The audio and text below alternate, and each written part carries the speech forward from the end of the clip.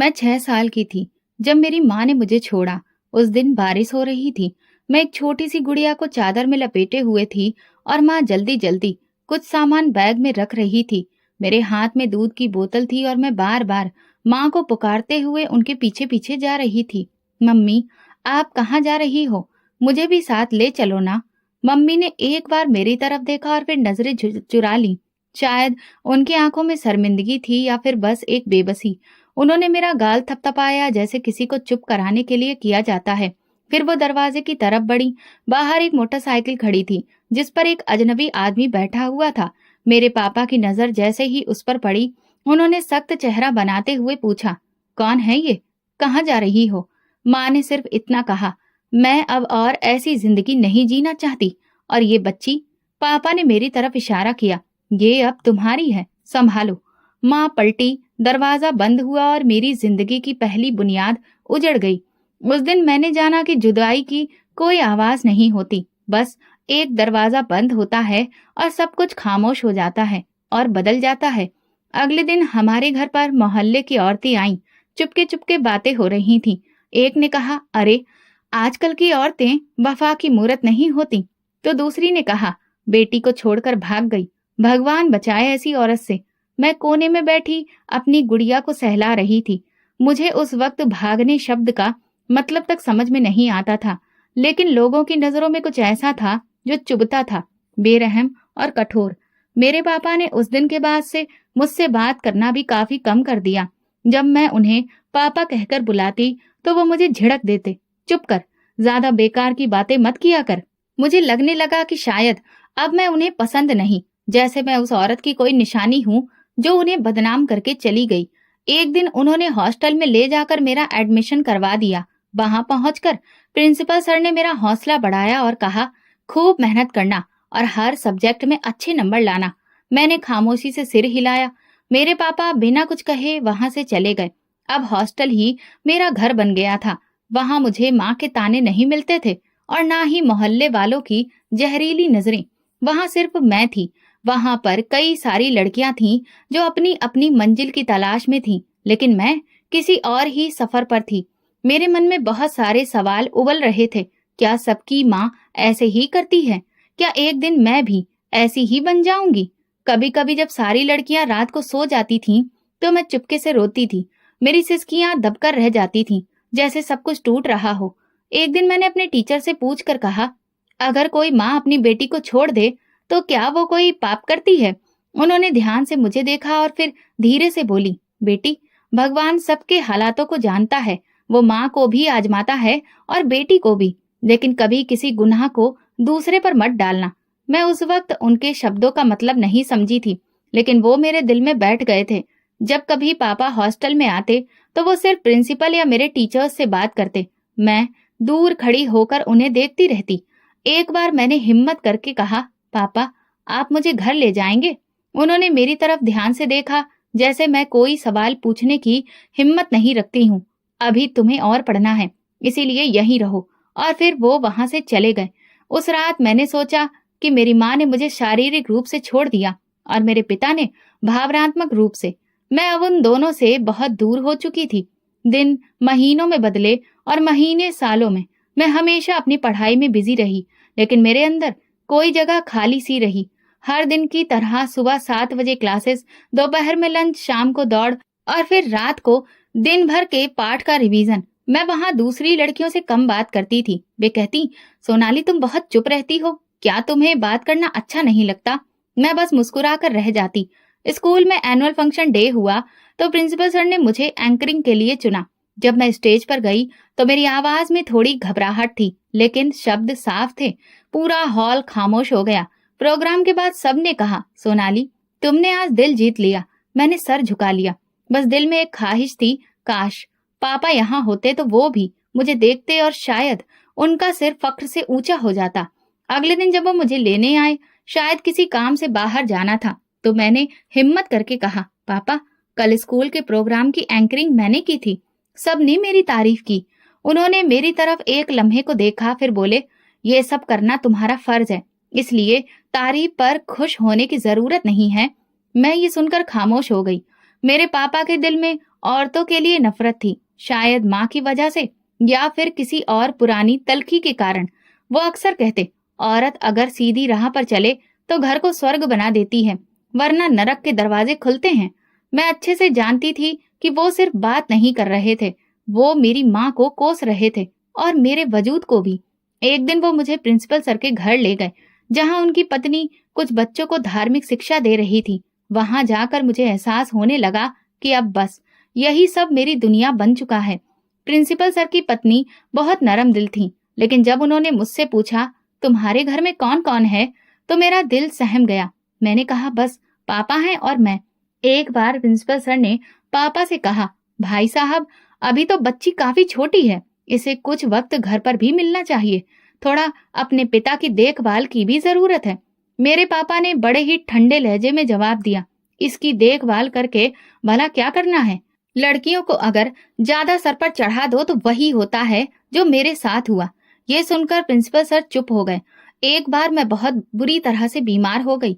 बुखार की वजह से पूरा शरीर टूट रहा था, आंखें सूज गई थीं।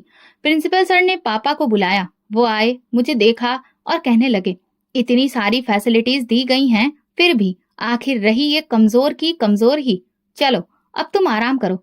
मैं उन्हें देख रही थी, शायद वो मेरे सिर पर एक बार हाथ फेर दें, लेकिन उनके हाथ पीछे ही रहे। प्रिंसिपल सर ने कहा, कुछ दिनों के लिए बच्ची को अपने साथ घर ले जाइए, घर पर रहेगी तो जल्दी ठीक हो जाएगी। पापा ने कहा, घर में भला कौन है, मैं तो काम पर होता हूँ, और एक अकेली लड़की को घर में रखना कोई आसान बात नहीं है। उसी दिन पहली बार मुझे लगा कि मैं उनके लिए एक जिम्मेदारी से ज्यादा और कुछ भी नहीं हूँ। हॉस्टल की जब छुट्टियां हुई तो बाकी लड़कियां अपने घर चली गईं, लेकिन मैं वहीं रही। खाली कमरा, सन्नाटा और मेरी आवाज जो बार बार भगवान से प्रार्थना कर रही थी। शायद भगवान से उन्हें मांग रही थी, क्योंकि वो दिलों की बातों को जानता है। एक दिन मुझे याद है, एक बच्ची के माँ बाप उसे लेने आए, उसे गले लगाया और चॉकलेट देकर कहा, मेरी राजकुमारी, घर चलें। मेरे दरवाजे की चौखट पर खड़े होकर वो मंजर देखा। मैं पीछे मुड़कर अंदर आ गई। मेरे पापा ने मुझे कभी भी राजकुमारी नहीं कहा और ना ही कभी वो रिश्ता महसूस कराया जो एक बाप और बेटी के बीच होता है। और तब मैंने फैसला कर लिया कि मैं अपनी पहचान अपनी काबिलियत से जोड़ूंगी। पापा की नजर में ना सही, लेकिन भगवान की नजर में तो मेरी पहचान होगी ना। शायद वो मुझे अपना ले, जब सब ने मुझे इनकार कर दिया है। शाम के वक्त जब सब लड़कियां ग्राउंड में खेलने जाती तो मैं अक्सर एक तरफ सन्नाटे में अकेली बैठी होती और अपने आप से ही बातें करती। मेरे लिए हॉस्टल वो जगह थी जहां ना तो कोई ताना देता था, ना कोई सवाल करता, और ना कोई रिश्ता मुझ पर बोझ बनता था। मेरी टीचर अक्सर मुझसे कहती, तुमने आज भी काफी अच्छे से होमवर्क पूरा किया और सब कुछ याद करके सुनाया, लेकिन तुम अपनी क्लास की बाकी लड़कियों से घुलती मिलती क्यों नहीं हो? मैं हल्के से मुस्कुरा देती, जैसे उनकी बात सुन ली हो, लेकिन जवाब देना जरूरी ना हो। हॉस्टल की जिंदगी सभी दिनों की जैसी थी।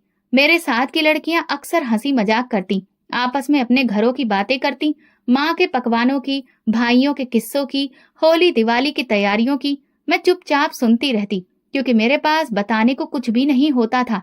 ना तो घर की रौनक थी और ना ही मुझ पर लाड़ प्यार बरसाने वाला कोई। सैटरडे के दिन जब लड़कियों के माँ बाप उन्हें लेने आते तो मेरे मन में हलचल सी मच जाती। मैं हॉस्टल के एक कोने में बैठकर उन सबको देखती रहती। कभी कभी मेरी कोई टीचर मुझसे पूछती, तुम्हारे पापा तुम्हें लेने नहीं आए? मैं कहती, पापा ने कहा था कि वो बिजी हैं।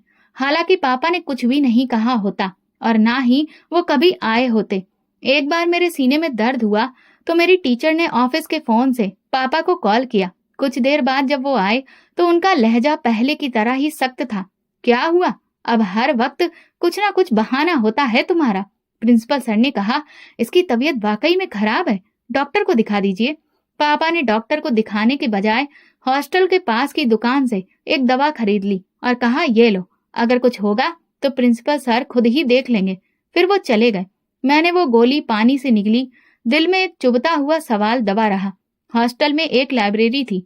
मैंने धीरे धीरे वहां जाना शुरू कर दिया और अपने मन के सवालों को उन किताबों में कहीं खोजने लगी। फिर मैंने उन किताबों से ही दोस्ती कर ली। मैंने वहां सिर्फ ज्ञानवर्धक किताबें नहीं पढ़ती थी, बल्कि अब मैं गीता और रामायण का पाठ भी करने लगी थी, क्योंकि उससे मुझे बहुत सुकून मिलता था। एक दिन जब दोपहर को सारी लड़कियां लंच कर रही थीं, तब मैं लाइब्रेरी में बैठी गीता पढ़ रही थी।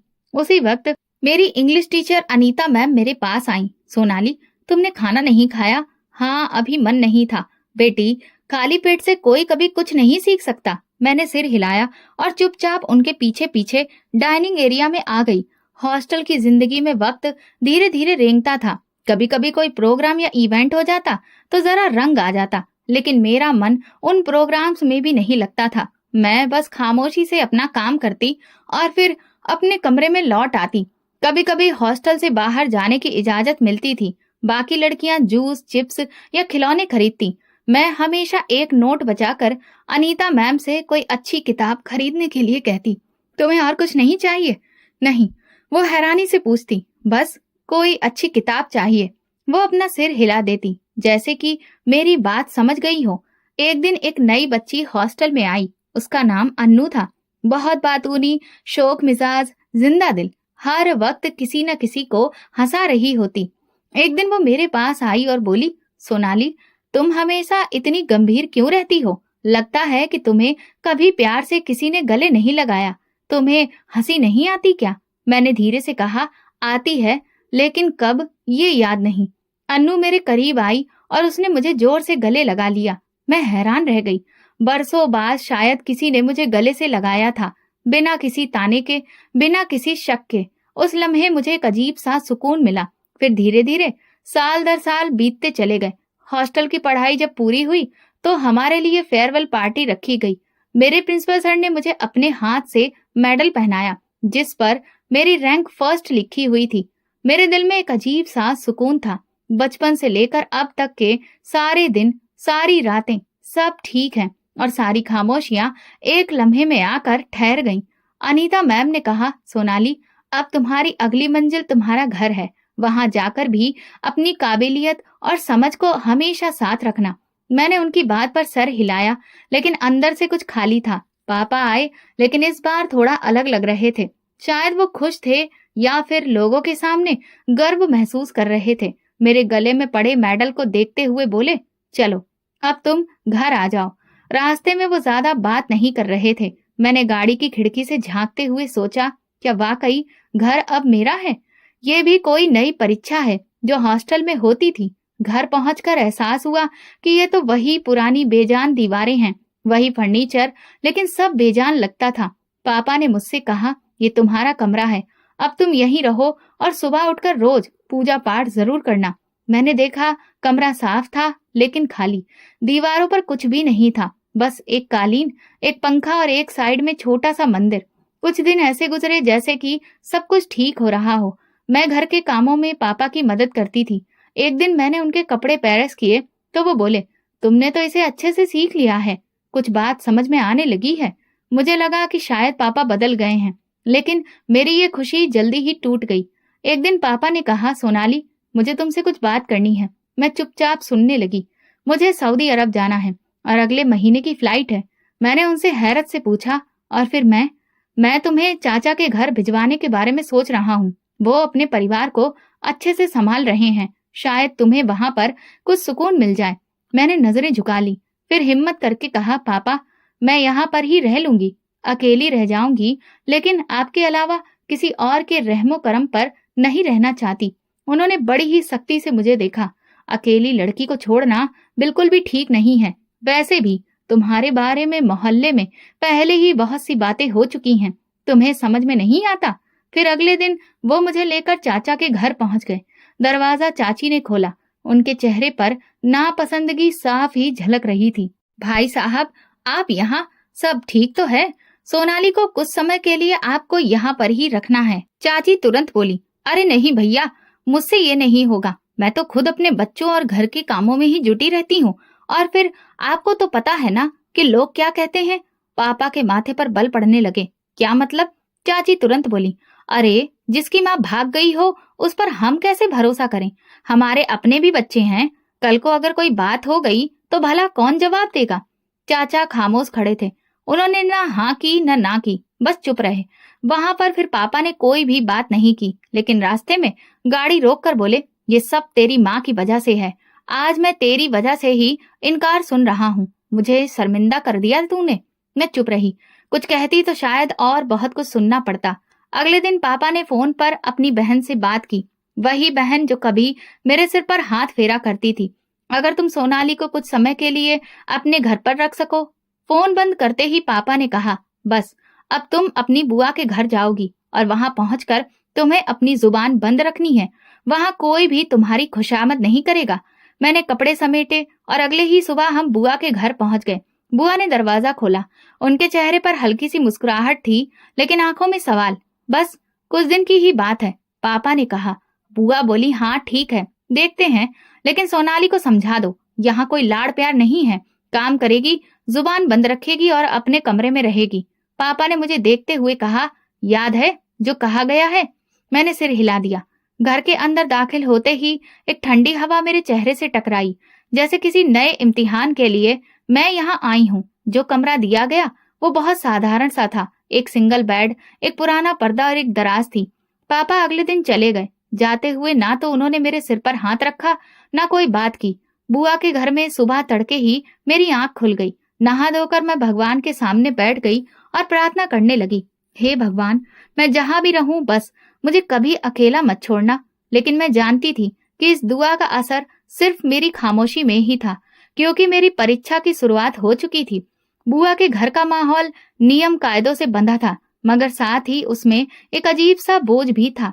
मुझे कमरा तो दे दिया गया था, लेकिन कोई अधिकार कभी नहीं दिया गया। सुबह सब लोग देर तक सोते रहते, लेकिन मैं तड़के ही उठ जाती, नहा धोकर पूजा करती और फिर सबके लिए नाश्ता बनाने लगती। बुआ का अंदाज बिल्कुल वैसा ही था जैसा उन्होंने पहले दिन ही साफ कर दिया था कि यहाँ पर कोई लाड़ प्यार नहीं है और ना ही कोई मेहमान।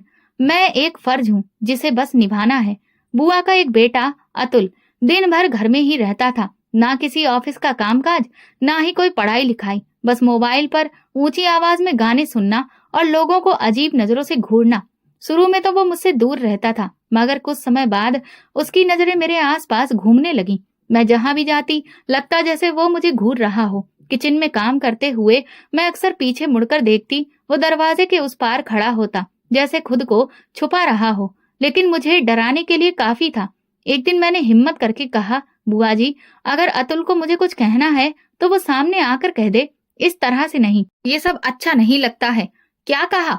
बुआ बोली, वो मेरा बेटा है, तुम उसके बारे में कुछ कहने वाली होती कौन हो? तुम अपने काम से काम रखो। मैंने अपनी जुबान को सिल लिया। कमरे से बाहर निकलकर मैं नजर झुकाकर ही चलने लगी। मैं किचन में खड़े होकर बुआ के साथ सब्जी काटती, बर्तन धोती, झाड़ू लगाती, लेकिन दिल में एक अजीब सा डर बैठ चुका था। अतुल दिन ब दिन निडर होता जा रहा था। जब मैं कपड़े फैलाने जाती तो वो अपने कमरे की खिड़की से मुझे देखता। मेरा दुपट्टा बार बार सरकता। मैं उसे ठीक करती, लेकिन वो अपनी हरकतों से बाज नहीं आता। एक दिन मैंने देखा कि वो सीढ़ियों के नीचे खड़ा है, बिल्कुल मेरे दरवाजे के करीब। मैं पीछे हटी और पूछा, यहाँ क्यों खड़े हो? वो जोर से हंसा। इत्तेफाक से गुजर रहा था। हाँ, तुम्हें इस सब की आदत है शायद। वो हंसता हुआ वहां से चला गया। मैंने दरवाजा बंद किया और कुंडी लगा दी।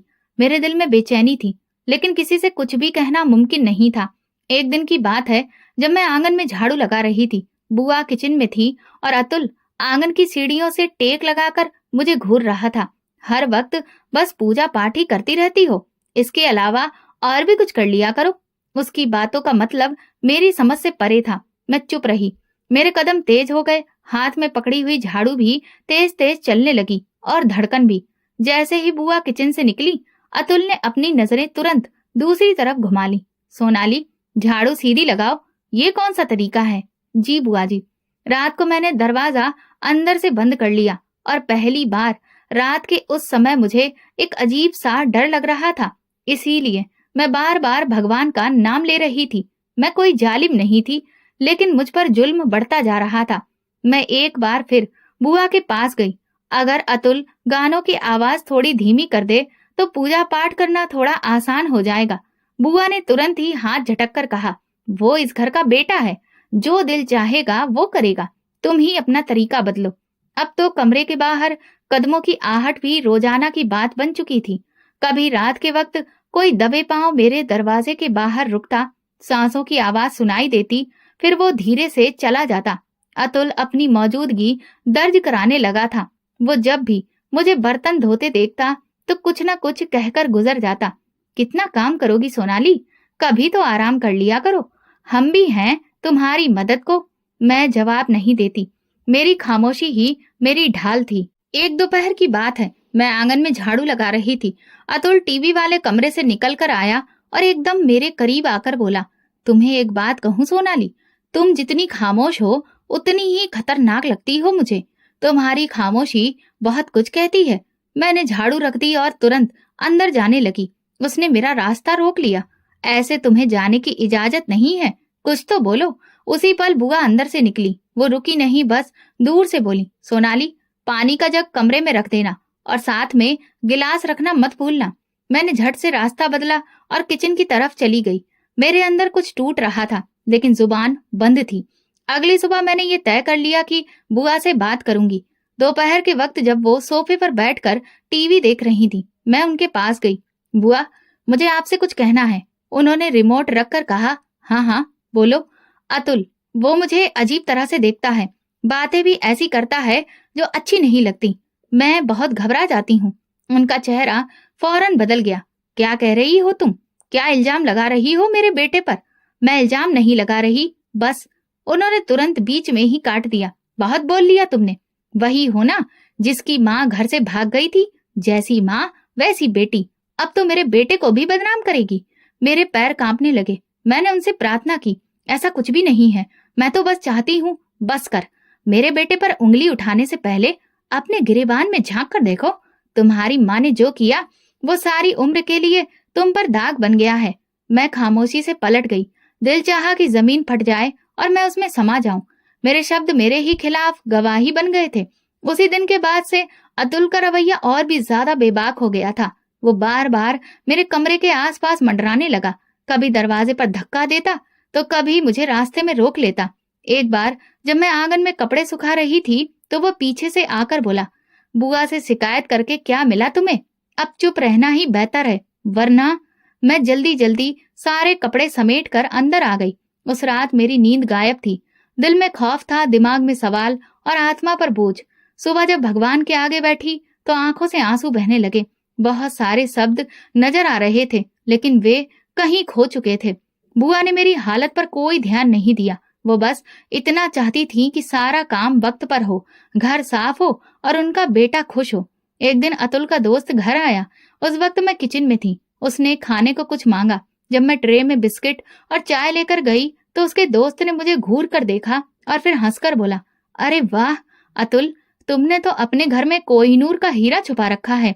अतुल ने ठहाका लगाया, ये सब देखने के लिए है, इस्तेमाल करने के लिए नहीं। मुझे ऐसा लगा जैसे मेरे कानों में जहर घुल गया हो। मैं तुरंत ट्रे रखकर वापस चली आई। रात को लेटे लेटे मैंने खुद से कहा, आखिर ये सब कब तक? चाहती थी किसी को बताऊं, लेकिन किसे? क्या पापा से कहूं? लेकिन वो तो बिना मेरी पूरी बात सुने ही अपना फैसला सुना देंगे और फिर वही पुराना ताना मेरे दिमाग में गूंजने लगेगा, जैसे तुम्हारी माँ थी वैसे ही तुम भी हो। ये ताना मेरी जुबान को बंद कर देता था। हर बार यही ख्याल आता कि कोई भी मेरी बात पर भरोसा नहीं करेगा। उस खामोशी ने मुझे अंदर से खोखला कर दिया था। ना तो फरियाद निकलती थी, ना सुकून मिलता था। सिर्फ एक बोझ था जो दिन ब दिन बढ़ता जा रहा था। उसी दिन सुबह से ही बुआ बाजार जाने की तैयारी में थी। दोपहर के करीब उन्होंने मुझे आवाज दी, सोनाली मैं बाहर जा रही हूँ। खाना खाने के बाद सारे बर्तन धो देना और किचन को साफ कर देना। अतुल के लिए चाय बना देना, वो ऑफिस से लौट कर आएगा। मैंने सिर्फ जी कहा और सर झुका लिया। दरवाजा बंद हुआ और घर में खामोशी छा गई जिसका वजन बहुत भारी था। अतुल के कदमों की आवाज कुछ देर बाद ही सुनाई दी। वो सीधा लॉबी में आया और फिर सीधा कमरे की तरफ गया। मैं किचन में गई। सोनाली चाय कहाँ है? बस बना रही हूँ, अभी लाती हूँ। ट्रे में चाय लेकर गई और लॉबी में रख दी। वो काफी देर तक मुझे घूरता रहा, फिर बोला, आज तो घर काफी खाली है, तुम्हें अकेले में डर नहीं लगता? मैंने उसे कोई जवाब नहीं दिया और तुरंत अपने कमरे में वापस आ गई। कुछ पल ही गुजरे थे कि मेरे दरवाजे पर हल्की सी दस्तक हुई। मैंने जवाब नहीं दिया। फिर दस्तक तेज हो गई। मैंने दरवाजा बंद ही रखा। दिल की धड़कन बढ़ गई थी। फिर दरवाजा जबरदस्ती धकेल कर खोला गया। वो अंदर आ चुका था। ये क्या बदतमीजी है अतुल, तुरंत बाहर जाओ। खामोश हो जाओ। कोई भी नहीं है इस वक्त घर में, और तुम भी यही चाहती हो, नहीं तो बार बार मेरे करीब क्यों आती हो? मैंने तुमसे कभी कोई ऐसी बात नहीं की। भगवान से डरो। उसने मेरी बात को नजरअंदाज किया और आगे बढ़कर मेरे दुपट्टे को खींच दिया। मैंने जोर से चीखने की कोशिश की, लेकिन उसने मेरा मुंह दबा दिया। चुप कर, वरना कुछ भी नहीं बचेगा, न तुम और न तुम्हारी इज्जत। मैं हाथ जोड़ती रही, गिड़गिड़ाती रही, मुझे छोड़ दो। मैंने तुम्हारा क्या बिगाड़ा है? भगवान सब देख रहा है, वो इस बात का गवाह है। लेकिन वो दरिंदा अपनी इच्छा के आगे सब कुछ तबाह कर गया और मैं कमजोर निडाल होकर जमीन पर गिर गई। मेरे शरीर से ज्यादा मेरी आत्मा जख्मी हो गई थी। तुमने खुद ही ये रास्ता चुना था, अब बेचारी बनने का दिखावा मत करो। ये कहकर वो बाहर निकल गया, जैसे कुछ हुआ ही ना हो। मैं वहीं पड़ी रही, कपड़े बिखरे हुए थे, आंखों में आंसू और सांस उखड़ी हुई। कुछ देर बाद दरवाजा बजा। बुआ आ चुकी थी। उनकी चप्पलों की आवाज सुनकर मैंने खुद को जल्दी से संभालने की कोशिश की। दरवाजा खुला, वो अंदर दाखिल हुई। ये क्या हाल बना रखा है तुमने? मैं कुछ नहीं बोली, बस रोने लगी। क्या हुआ? क्यों रो रही हो? अतुल, वो अंदर आ गया था। उन्होंने मुझे हाथ से धक्का दिया। चुप कर जा, अपनी जुबान बंद रख। मेरा बेटा कभी ऐसा नहीं कर सकता। मैं झूठ नहीं बोल रही, मैंने कहा। उन्होंने मुझे कसकर पकड़कर दीवार से लगा दिया। तू अब अपने चरित्र को छुपाने के लिए मेरे बेटे पर इल्जाम लगा रही है। मुझे बहुत अच्छे से पता था कि तू भी अपनी माँ के जैसी ही है। आप मेरी बात तो सुनिए। बस कर, अगर किसी से भी ये बात कही तो मैं तुझे खुद खत्म कर दूंगी। मैं निडाल हो गई, न चीख निकली न फरियाद, बस आंखों से आंसू बहते रहे। रात को जब अतुल वापस लौटा तो बुआ ने उसे कुछ भी नहीं कहा। वो बिल्कुल सामान्य बैठा था, जैसे कुछ हुआ ही ना हो। मेरे कमरे में अंधेरा था, लेकिन दिल में एक शोर मचा हुआ था। दिल से आवाज निकली, हे भगवान, ये कैसा इम्तिहान है? मैंने कभी किसी का बुरा नहीं चाहा। कमरे की दीवारें गवाह थीं कि उस रात मेरी पवित्रता को मैला कर दिया गया था और मेरे आंसू ही मेरी गवाही थे। अगली सुबह कमरे का दरवाजा जोर से बजा। मैं उठने के काबिल नहीं थी, लेकिन उन तेज आवाजों ने मुझे चौंका दिया। तभी दरवाजा खुला और बुआ अंदर दाखिल हुई। चेहरा गुस्से से लाल था और उनके हाथ में जूता था। अब बस यही तमाशा तो देखने को रह गया था। मेरे ही घर में बैठकर मेरे बेटे को बहकाती रही। गिरी हुई माँ की गिरी हुई बेटी, सब एक जैसी ही होती हैं। मैं उठने की कोशिश कर रही थी, लेकिन शरीर जवाब दे चुका था। मैंने कुछ भी नहीं किया है बुआ, मैं तो खुद को बचाने की कोशिश कर रही थी। आप मेरी बात तो सुनो। चुप कर जा, अपनी जुबान बंद रख। मुझे अच्छी तरह से पता है कि तुम जैसी लड़कियां कैसे घर बर्बाद करती हैं। अतुल दरवाजे के पास खड़ा था, जैसे उसका इस सारे हादसे से कोई रिश्ता ही ना हो। बुआ ने मेरे दुपट्टे को खींचकर फेंका और बालों से पकड़कर मुझे जमीन पर पटका। मैं अच्छे से जानती थी कि एक न एक दिन तुम्हारा असली चेहरा सामने आ जाएगा, मगर मैंने अपने बेटे पर भरोसा किया था।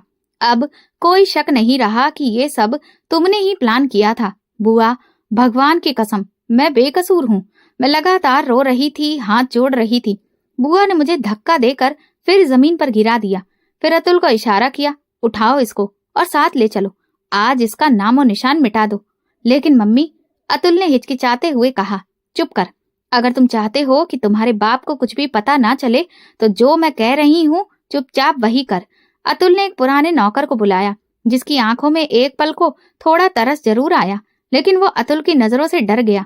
मैं हाथ जोड़ रही थी, भगवान के लिए मुझे मारिए मत, न फेंकिए। मैं खुद ही कहीं चली जाऊंगी जहां मुझे कोई न पहचाने, लेकिन ऐसा मत करिए। बुआ ने मेरे गाल पर जोर का थप्पड़ मारा। बहुत बोलती है तू, बस कर। अपनी माँ की तरह तमाशा करके मेरे बेटे को फंसाना चाहती थी। मेरी आवाज बंद हो चुकी थी। अतुल ने मेरी कलाइयों को रस्सी से बांध दिया और नौकर ने मुंह पर कपड़ा लपेट दिया। मुझे खींचते हुए वे घर के पिछले दरवाजे से बाहर ले गए। रास्ते में कोई एक बार भी नहीं रुका, ना ही कोई सवाल किया। मेरे पैर घिसट रहे थे, कपड़े मिट्टी में सन चुके थे, आंखों में डर था, लेकिन जुबान जम चुकी थी। एक सुनसान जगह जहां कचरे के ड्रम रखे जाते थे, वहां ले जाकर उन्होंने मुझे जमीन पर पटका। मेरी हिचकियां बंधी हुई थी, दिल कांप रहा था।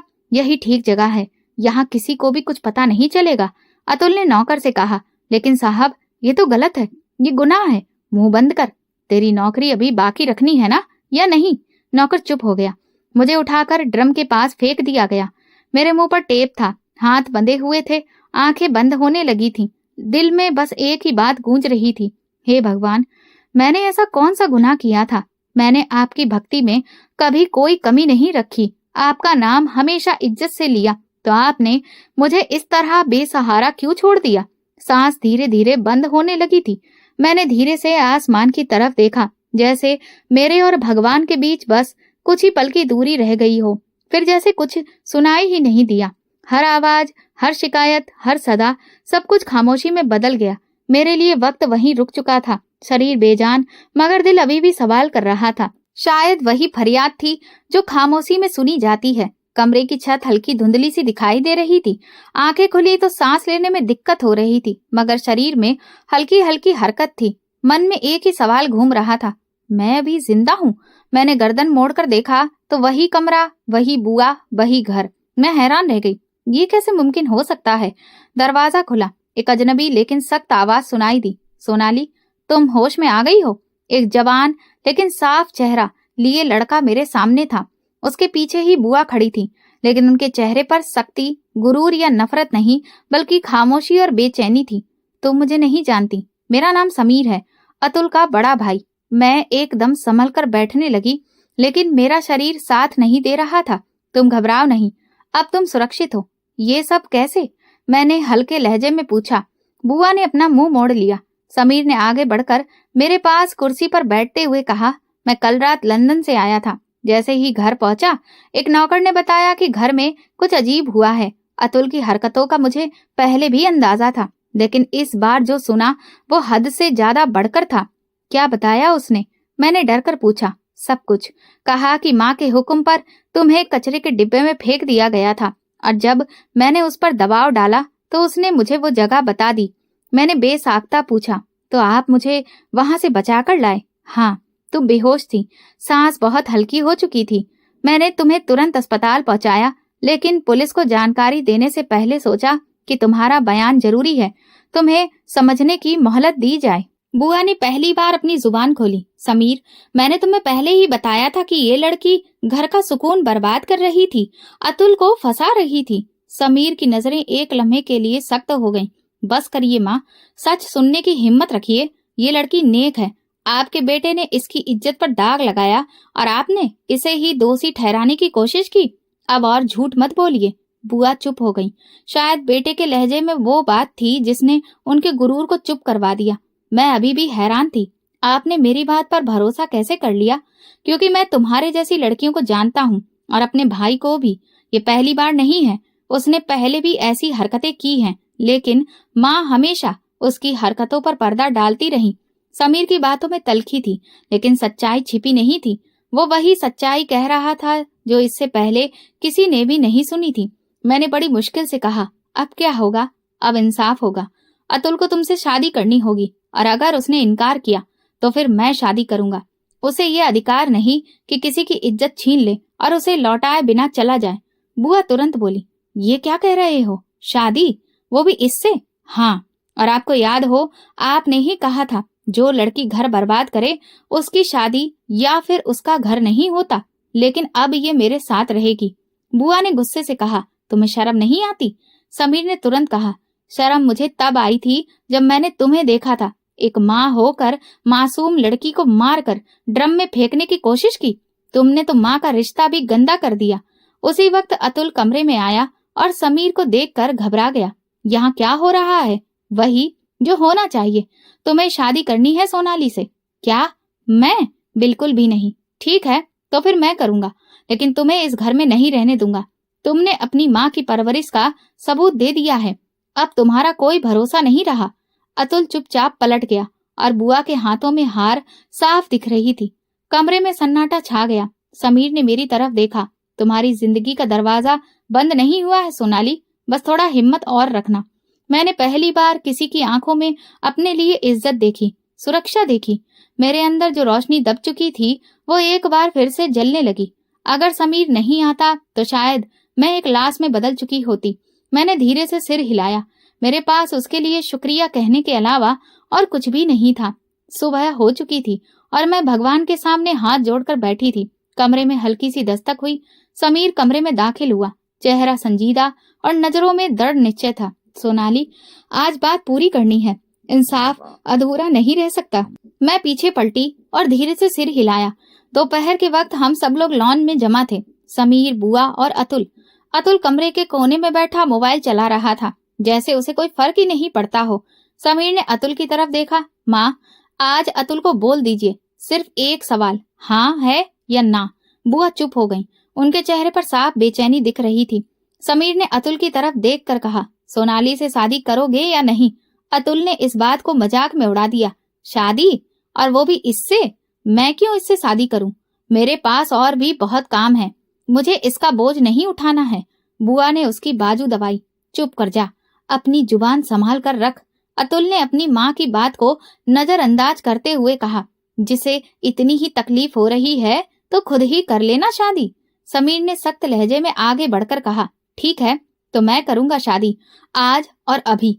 इसलिए नहीं कि मैं किसी पर एहसान कर रहा हूँ, बल्कि इसलिए कि जो किसी का हक छीने उसे लौटाना फर्ज होता है। बुआ हक्का बक्का रह गई। ये तुम क्या कह रहे हो? तुम होश में तो हो? आपने हमेशा इसकी गलतियों को छुपाया है माँ, जिसका अंजाम यही निकलना था। मैं इस घर में जहर बिल्कुल भी नहीं फैलने दूंगा। अतुल खड़े होकर बोला, तुम मुझे ही बदनाम कर रहे हो? मैं तुम्हारा भाई हूँ? नहीं, तुम मेरा सिर्फ खून का रिश्ता हो, चरित्र का नहीं। सोनाली की जिंदगी बर्बाद की है तुमने, आज से तुम मेरे लिए अजनबी हो। समीर ने मेरी तरफ देखा। सोनाली, अगर तुम्हें कोई ऐतराज हो तो अभी बताओ, लेकिन अगर तुम चाहो तो मैं भी शादी करने के लिए तैयार हूँ। मैं कुछ लम्हों तक सुकून से खड़ी रही, फिर खामोशी से कहा, अगर आपको ये लगता है कि ये मेरा हक है तो मैं तैयार हूँ। समीर ने दरवाजे के पास खड़े नौकर से कहा, तुरंत मंदिर वाले पंडित जी को फोन करो और मोहल्ले के कुछ लोगों को भी बताओ, शादी आज ही होगी। बुआ ने अपनी तरफ से एक बार फिर ये सब रोकने की कोशिश की। लोग क्या कहेंगे? खानदान वाले बातें करेंगे। जब आपने सोनाली को कचरे के ड्रम में फेंका था तब लोगों का ख्याल कहाँ था? अब इंसाफ के वक्त खामोश रहिए। थोड़ी देर में हम सब लोग घर में इकट्ठा हो चुके थे, पंडित जी भी आ चुके थे, शादी की तैयारी शुरू हो चुकी थी। बुआ कमरे के एक कोने में बैठी थी और अतुल गुस्से से घर से बाहर निकल गया। मैंने बस एक लाल रंग का दुपट्टा डाला और उसके बाद जो रीति रिवाज हुए वो सब चुपचाप करती रही। शादी के बाद समीर ने सबको धन्यवाद कहा। पंडित जी ने समीर से कहा, बेटा, शादी एक ऐसा बंधन है जिसे पूरी सच्चाई और ईमानदारी से निभाना। समीर ने तुरंत कहा, पंडित जी, मैं अपनी पत्नी को सिर्फ इज्जत नहीं दूंगा बल्कि उसके हर जख्म का मरहम भी बनूंगा। सफेद जुबान खामोश थी। समीर उनके पास गया और एक पल ठहर कर बोला, माँ, मैं जा रहा हूँ और आप जब तक अतुल की करतूत पर पर्दा डालती रहेंगी मैं इस घर में तब तक नहीं आऊंगा। बुआ ने अपनी नजरें झुका ली और जुबान बंद रखी। समीर पलट गया। मेरी नजरें उस दरवाजे पर गई जहां मैंने कई बार जा जाकर मिन्नतें की थी और हर बार ठोकर खाई थी। बाहर एक सादा सी गाड़ी थी, छत पर धूप बरस रही थी। समीर ने बैग खुद उठाया और पीछे बैठने के बजाय मुझे अगली सीट पर बिठाया। उसने ड्राइव करना शुरू किया और धीरे से कहा, सोनाली, ये सफर जिंदगी का नया आगाज है, इसे अपने अतीत से अलग हटकर शुरू करना। मैंने धीरे से कहा, मैं कुछ भी शुरू नहीं करना चाहती, बस हर लम्हे को जीना चाहती हूँ, खामोशी से, सादगी से। हम जिस घर में पहुंचे वो पुरानी बनावट का बना था। छोटा सा लॉन, किचन के साथ बनी खिड़की और 2 कमरे। बाहर एक आम का पेड़ खड़ा हुआ था, जैसे बरसों से किसी के आने का इंतजार कर रहा हो। समीर ने दरवाजा खोला। ये हमारा नया घर है, मैं यहाँ कभी किसी को लेकर नहीं आया। मैं अंदर दाखिल हुई तो दिल में सुकून की एक लहर उठ गई। घर छोटा था मगर साफ सुथरा और पूरा। समीर ने मुझे कमरा दिखाकर कहा, ये तुम्हारा कमरा है, अगर चाहो तो इसे अपने अंदाज में सजा सकती हो। मैंने धीरे से कहा, ये पहला कमरा है जो किसी ने अपनी मर्जी से मुझे दिया है। तुम्हारा बहुत बहुत शुक्रिया। शाम हुई तो समीर चाय बनाने किचन में चला गया। मैं पूजा करने बैठी और भगवान का दिल से धन्यवाद दिया। किचन से बाहर आया समीर, उसके हाथ में 2 कप थे, एक मुझे दिया और दूसरा खुद लेकर बैठा। सोनाली, मैं तुमसे वादा करता हूँ कि तुम्हें कभी कोई इल्जाम, कोई ताना नहीं दूंगा। मैंने चाय का घूंट लेकर कहा, मुझे अब बातों से डर लगता है, लेकिन तुम्हारे लहजे से नहीं। कुछ देर खामोशी रही। समीर ने एक पुराना लिफाफा निकाला। ये तुम्हारे हॉस्टल की सनद है जो तुम्हारे पापा ने मुझे भेजी है, उन्होंने हॉस्टल से ली थी। मैंने वो लिफाफा हाथ में लिया।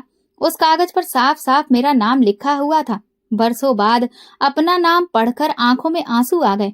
समीर ने कहा, तुम्हारे पापा कहते हैं कि उन्हें अफसोस है कि उन्होंने तुम्हें बुआ के घर भेजा। मैंने सर झुकाकर कहा, भगवान हर किसी को उसकी गलतियों का एहसास दे। समीर बोला, वो तुमसे बात करना चाहते हैं।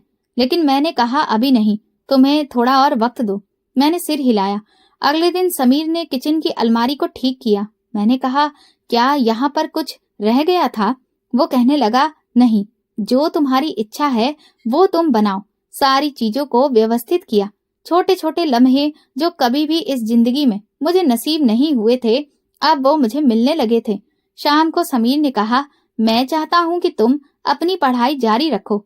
तुम चाहो तो ऑनलाइन क्लासेस भी ले सकती हो या फिर किसी स्कूल में भी पढ़ा सकती हो। मैंने पूछा, क्या तुम्हें लगता है कि मैं दोबारा से सब कुछ शुरू कर सकती हूँ? नहीं।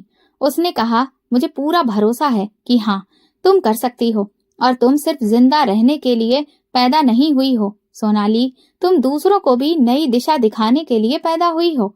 मैं रात को बिस्तर पर लेटकर छत को देख रही थी। आंखों में भले ही कोई नई रोशनी नहीं हो, लेकिन दिल सुकून में था, जैसे अब जिंदगी का पूरा रुख ही बदल गया हो। और अब जो मेरे साथ था वो सिर्फ मेरा नहीं बल्कि मेरा सहारा भी था। घड़ी की सुइयां धीरे धीरे शाम की तरफ बढ़ रही थी और वक्त बीत चुका था।